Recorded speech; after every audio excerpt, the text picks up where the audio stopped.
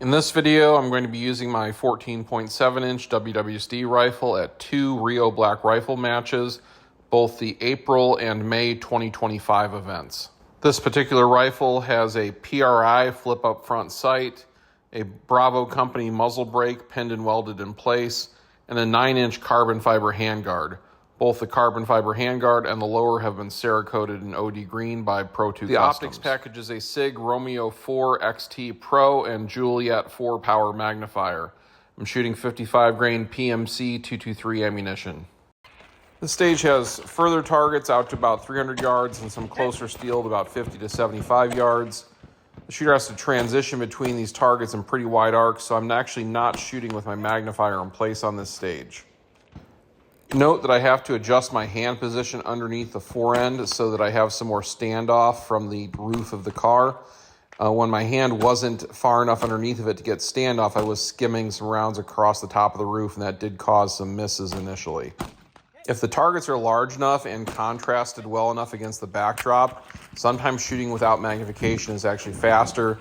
Again, because there were such wide sweeps between target engagements, being zoomed in could actually slow down that process. I'm going to spend some time in this position shuffling around to see the targets. If you're not in the right location, they are blocked by vegetation. I know there's another target off to my left, but now I'm going to have to slide over a bit to see it on the other side of the cactus. This is one of those stages that had such a specific target engagement sequence that by the end of it, I'm second guessing if I hit everything in the right order. And I'm also questioning if there's anything else left. But fortunately, I did do the stage correctly. I am 6th in stealth on the stage with 87.65% of the winner's score. Shooter begins this stage looking through their sights at the cone. There are 3 small mini IPSC paper targets here with no shoots underneath of them. I do tag the no shoot slightly on that first one, but then adjust my holdover on the second 2. Fortunately, no shoots are only plus 5 seconds here. Then we're going to move through here and engage paper targets as they become visible. And one thing I'm thinking as I'm engaging these is the knob on the back of my Harris bipod's kind of annoying on this short handguard. I'm going to correct that for the next match. Prone out here and engage targets out to about 250 yards. I do have to be completely inside the box shooting prone, so that's why my feet are kicked up like this.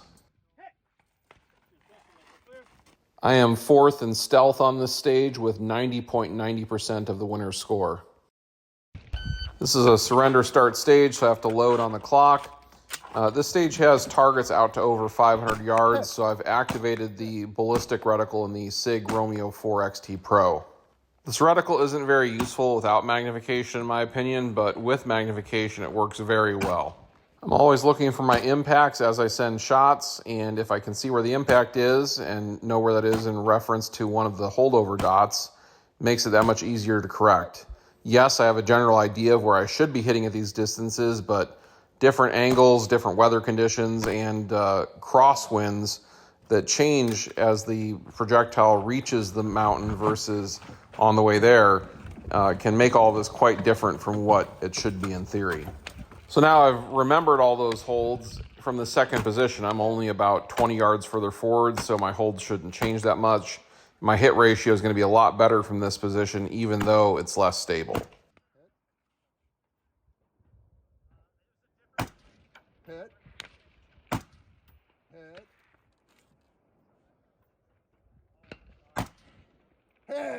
You can tell the RO is excited about my first round hits on all of the further targets on that stage.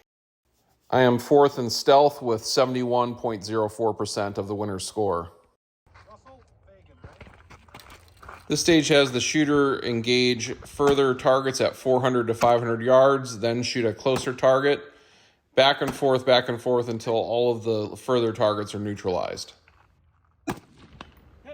Even though this is an even wider arc of travel, I am using magnification because I need it to be able to see and identify the targets against the backdrop, particularly with the mountain being under cloud cover. Definitely feel like my holdover data for this stage is on point. With this position complete, it's time to move up to the truck. Unfortunately, my cameraman bumps the recording button as we're moving forward here, but he gets it restarted quickly. From this position, the order changes where you have to shoot the close one first, then the far targets back and forth. The vehicle props like this are always a challenge in that there's a certain amount of bounce to them as you move around and reposition. Note, I'm making as much contact with the roof of the pickup as possible. Both elbows are on it, and depending on the angle I'm shooting, my upper body's on it as well. I am first on this stage, giving me 100 match points. In the end, I'm second out of 32 shooters in Stealth Division with 93.30% of the winner's score. Overall, I'm third out of 99 shooters with 89.56% of the winner's score. Moving on to the May 2025 match, the stage begins engaging paper targets, including some tight no-shoot presentations. Scoring here is 2 hits anywhere or 1 A-zone to neutralize. Going to have to reposition to engage the final paper targets. And then I'm going to step forward into this box, and there is a plate rack here that must be engaged from the box only. Shooting standing unsupported is a skill a lot of people neglect in this sport. If you can do it well, it will save you a lot of time, including giving you options to not take supported positions unless you really need to. From this final position, I do commit to the position because while there are several close targets that I engage first, might as well get into position and settle into it to engage the further long-range targets. Note, I flipped my magnifier into place before engaging the further ones.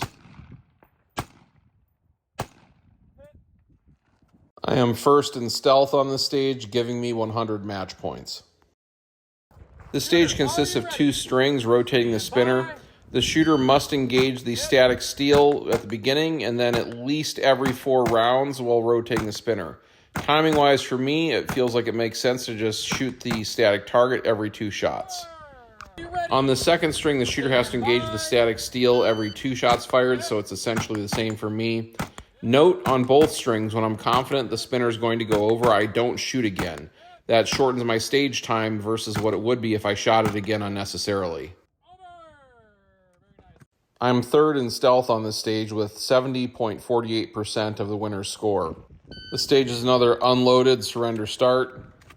The targets aren't as far this month. I think the furthest is at about 375 on this stage, maybe less. I'll take a moment to point out that I switched to a Magpul 17S style bipod this month, and the reason I did that is I have more room for my hand to be completely on the forend with the bipod in place versus the Harris. I normally prefer the Harris because it's faster to deploy and put away, but with space at a premium, the Magpul's a better fit on this particular rifle. Moving up to the platform here, I'm going to re-engage the same set of targets. Seeing these 2 matches back to back in the same video, I think it conveys how much of a home field advantage you have if you shoot these matches all the time. Get really familiar with where the targets are, how the props work, and the best ways to support off of them. In this case, I'm hooking my bipod over the front of the support railing, and that helps me hold in place without having to put the bipod back away. I am 4th stealth on this stage with 79.59% of the winner's score. This is another empty gun start stage, and all reloads must come off of the roof of the armored vehicle that we're shooting from. There are 6 targets I have to engage, and once I've shot those 6, there's a mandatory reload required. The challenge for most people on the stage, particularly if they didn't have a bipod, was getting stable enough. They could shoot with the gun shield folded up, and that would be a decent enough support if they were the correct height to make use of it. Right, I've engaged all 6 targets, and I've reloaded, and I'm going to repeat the process in the same order. Sometimes watching myself shoot these stages, it feels slow with how long I take to transition between targets, stabilize, and send the next shot. And then I look at the scores, and the score is actually pretty fast. Going fast in these stages is the net result of just missing less a lot of the time. I'm second in stealth on this stage with 95.88% of the winner's score. In the end, I'm first out of 37 shooters in Stealth Division with 345.94 points out of 400 possible. Overall, I'm second out of 99 shooters with 95.43% of the winner's score. I think these matches have been a good demonstration of what a WWSD rifle is capable of. As I have for the past 25 years in the firearms industry, I will continue to use everything I make and sell in public on the clock so that you know that you can count on it just as I do. Thank you for watching. If you like this kind of in-depth action competition shooting match analysis, please consider supporting me directly on Patreon. And always remember, the Second Amendment is for everyone.